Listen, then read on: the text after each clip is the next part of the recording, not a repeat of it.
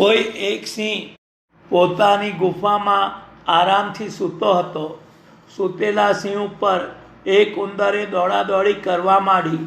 એટલું જ નહીં, ભૂલથી એ ઉંદરની પૂંછડી સિંહના નસકોરામાં પેસી ગઈ. આથી સિંહ જાગી ઉઠ્યો અને નાસતા ઉંદરની પૂંછડી પોતાના પંજા તળે દબાવી દીધી. આમ ઉંદર આબાદ સિંહના પંજામાં સપડાઈ ગયો. ઉંદરે ધાર્યું કે હવે પોતાનું મોત નજીક છે, છતાં એણે આજીજીના સ્વરે સિંહને કહ્યું, નામદાર, આપ તો સરકાર છો, આપ તો જંગલના રાજા કહેવાઓ. મારો આટલો ગુનો માફ. મોટી મોટી સરકાર પણ એક ગુનો માફ કરે છે. મહારાજ, મને આટલી વખત છોડી મૂકશો તો આપનો ગુણ કદી નહીં ભૂલું.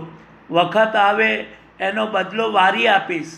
બીજું બધું તો ઠીક, પણ વખત આવે એનો બદલો વારી આપીશ. એ સાંભળી સિંહને હસવું આવ્યું. એને થયું, આ નાનકડું પ્રાણી મારી શી મદદે આવવાનું છે?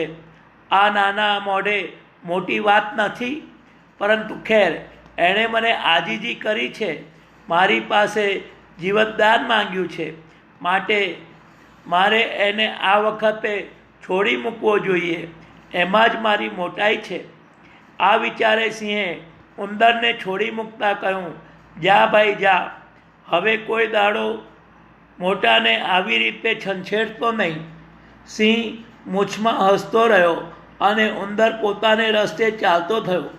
થોડાક દિવસ પછી આ જ સિંહ જંગલમાં ઊંઘતો હતો, ત્યારે શિકારીઓએ એના પર જાર બિછાવી દીધી.